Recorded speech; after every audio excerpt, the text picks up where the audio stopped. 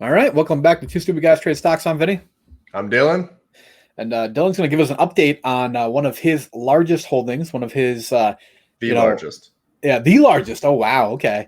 It's 35% of my portfolio. Yeah. You were watching this earnings report with bated breath, I'll bet, Oh, I couldn't breathe. I was at work and it was not, oh man.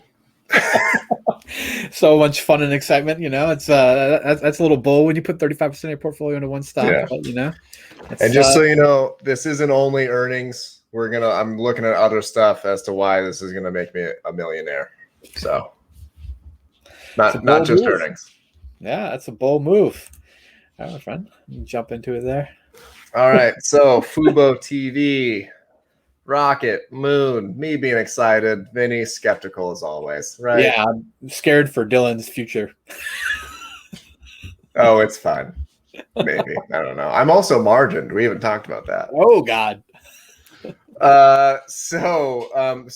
This is like the highlights, right, that everyone looks at. And though I am impressed with this, I'm not going to get too into this because everyone already knows this stuff. Also, it's kind of a growth company. So, I mean, when I say kind of, I mean, it's 100% a growth company. Yeah. If you don't have these ridiculous percentages, you're failing. So, not like I'm happy, but this is the one that matters. All right. This doesn't even matter as much. I'll get to that, but this is what matters. Now, are you familiar with FuboTV, Vinny? I've heard of them. I've actually never used their product. I mean, I have like 8 streaming services, but they are not one of them. Yeah. So here's why I think that they are the future. Okay. I like to watch sports. I don't like to play or pay $200 to Dish Network or Cox or whatever. So you could just pay $65 with them. And I remember, back in when we're in school, I'm like, oh man, how do I watch the game tonight? Because I like to watch other teams too. And then Fubo is always a recommendation, and then so is Hulu. And I'm like, I've never heard of Fubo. I'll go Hulu. Hulu is a lie. You cannot watch. You get like one game. It's not worth it. Yeah. So here's our Q4. It's a very seasonal business. I'm not in this for the actual TV part. I'm in this for the sports wagering, but I will get to that. But it's a very seasonal business. I have 1 year apart for each of these and then 1 quarter. I just want you to pay attention to the slope. Okay. 1 quarter in what's supposed to be their worst quarter. Look at the slope. This was projected to go down, by the way. So pretty happy. Yeah. Okay. Yeah. I mean, I was really surprised. Everything I had read about, kind of seasonality of sports and like what I expected for subscriber numbers for them, and they went the opposite direction entirely. Yeah, they were projecting like a loss down to like 520,000, which, just to throw this out there, they were projecting a loss, then went on a quiet period and didn't say anything for 3.5 weeks. And then it's like, oh yeah, by the way, we got like way more subscribers than we were counting. Yeah. Yeah. Okay. You guys knew the entire time, jerks. Just putting me through stress. So here's Q1 through 18. These numbers are kind of hard to get because they weren't really like public here. But what I want you to look at is Q4 to Q1 and Q2. So this is what I'm talking about when it's seasonality. All right. Giant decrease. Actually, a fairly large decrease. Again, Q4 2019, all the way loss, and then it kind of stayed the same. We finally broke the trend. We're adding kind of a lot, especially if you look at the slope to this compared to the slope of some of the other ads from their biggest quarter, which is Q3 to Q4 gains. Mm-hmm. This is ridiculous. This, you know what this means, Vinny? Tide might be turning, I guess, is what I'm thinking. It means parabolic time. Ooh, parabolic. Parabolic time. Once again, this is the average revenue per user. Now, everyone's like, oh, they're gaining. They didn't gain here. This is not going to keep going up. Otherwise, they're just going to be like Dish, and you're going to be paying $180, and we're just going to repeat the whole process again. This is going to top off at some point, unless the average revenue per user, they continue to accumulate the ad revenue and also sports betting. Then it will go up. But if it's a streaming service, it's just going to stay the same. Can you imagine losing $100 to your like streaming TV provider? Not only do I imagine it, I hope for it. So, I love it. so this is what I'm talking about, parabolic time, right? So this is in their earnings report. Obviously, we had a decent step up, and now we are just shooting the moon here in every category, okay? One thing that I think they are lowballing the crap out of us is full year paid subscribers. This number is a lie. This is what I call pulling a Micron. Okay. I used to follow Micron stock quite a bit.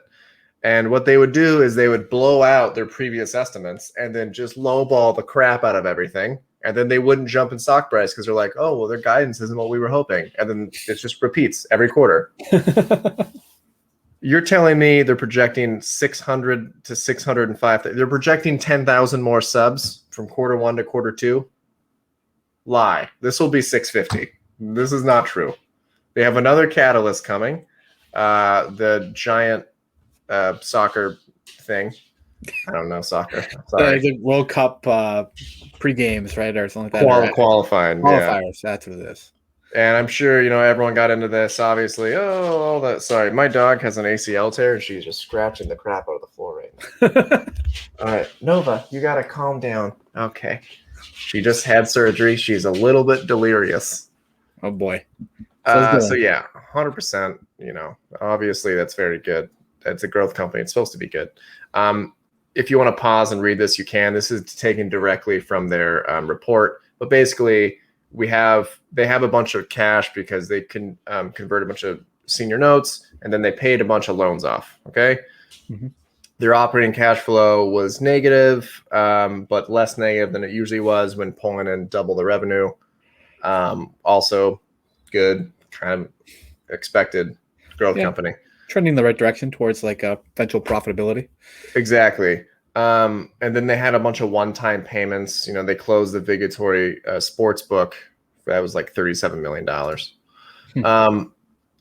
The big thing here is they're getting the active license for sports betting. So this is where I'm in this business. I'm not in this for live TV because I think sports will never die. That's fine. Sports betting will definitely never die because people love to gamble. Everyone talks about, do you know any popular weed stocks that you would buy into? Pot stocks? Oh, like Canopy Growth Corporation? Any of them, yeah. Yeah, cool name. Terrible business. Everyone was crazy into pot stocks, right? There's nothing proprietary about those stocks. I can grow a pot in my backyard right now. I need water. It's very easy to do. Anyone can do that. Coca-Cola isn't going to get to where they are if I can go make a Coca-Cola right now in the blender. It's not a thing. Yeah. The reason why I think this is an incredible opportunity is because they have the sports book, they have the streaming service, which they're going to make cohesive. Once again, if you want to read all this, I did not know that Vigatory had a free-to-play gaming integrated experience. I have no idea how that's going to go. But more importantly, I'm in it for the sports betting. Okay. So they have lower customer acquisition costs because customers sign up to watch a sporting event on Fubo, may also want to bet on that event. Of course they will. Mm-hmm. FuboTV mobile app installs 400,000 installs per month, and they're projecting that to be 600,000 during football season. Everyone loves to gamble on football. Oh, yeah. All right. So engaging first-time bettors, yada, yada, yada, don't really care, all in one platform. Right. So there's tons of betting apps also popping up, just like all the EV bubble that happened like 6 months ago. Right.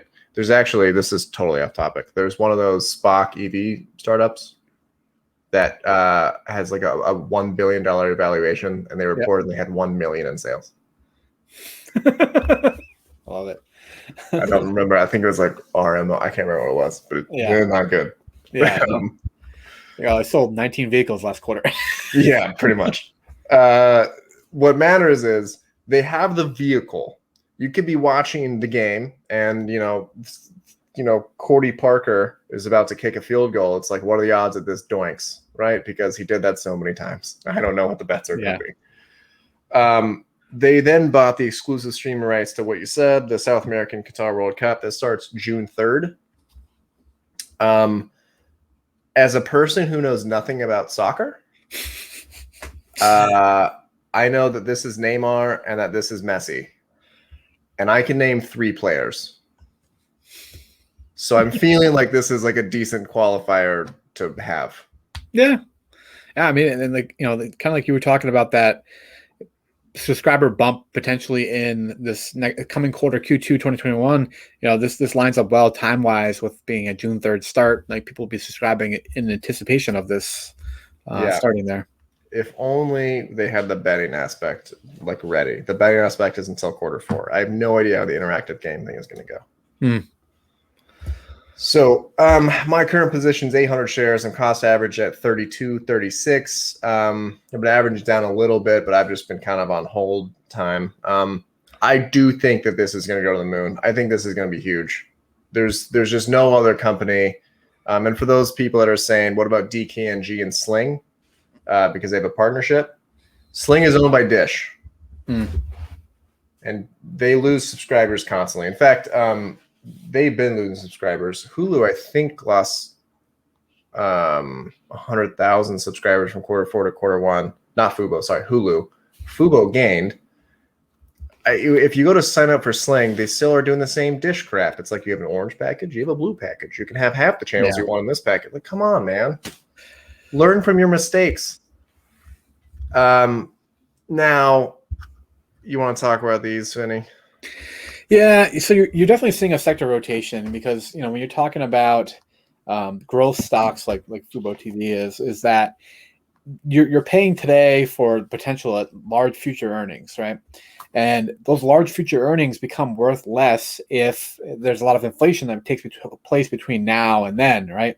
It's like, you know, $1 million 20 years from now is not what $1 million is today. That's basically what the premise is of why these stocks are taking a haircut and, you know, moving more towards your companies that have a lot of assets and are selling products today that are in demand, kind of thing.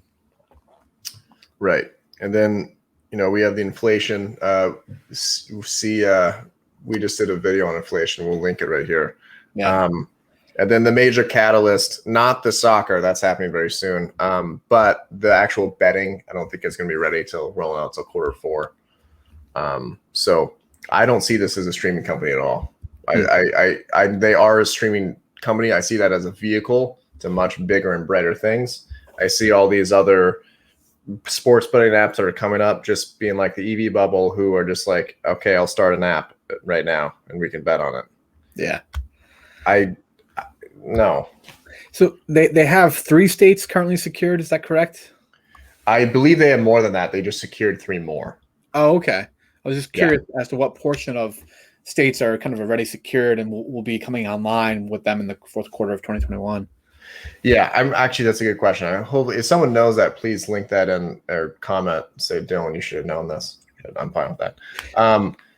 You know, there's also a lot of states that still won't allow online gambling, but it's just like pot stocks, where pot stocks are starting to states are starting to be like, hey, this is going to be fine now. You know, it's a time. Except, unlike pot stocks, I can't start a gambling thing right now and go, you know, I could go water a plant in my backyard and make pot. Yeah. Nothing proprietary. Yeah, it's pretty funny. I saw a recent good detailed video on the Canopy Growth Corporation, and basically all they've accomplished is they've sold shares in the market, taken the money from investors, and then destroyed it. It's not a good idea. Like, no. Everyone thought like the pot stocks being passed in states would just make it like, dude, everyone and their mother can make that. Like, it's not hard. Yeah. This way they have all the framework. Everything's already done. They just have to roll it out. Like, they've already made a bunch of one-time payments for MLB and NBA for their actual rights to sportsbook. They bought the company. Like, this is going to be huge, in my opinion. Yeah, I think it's a good shot. All right, guys. All right. Well, thanks for tuning in. We'll catch you guys on the next one. Yeah, hopefully I won't lose any more money on Fubo. All right, goodbye. Yeah, exactly. Hopefully.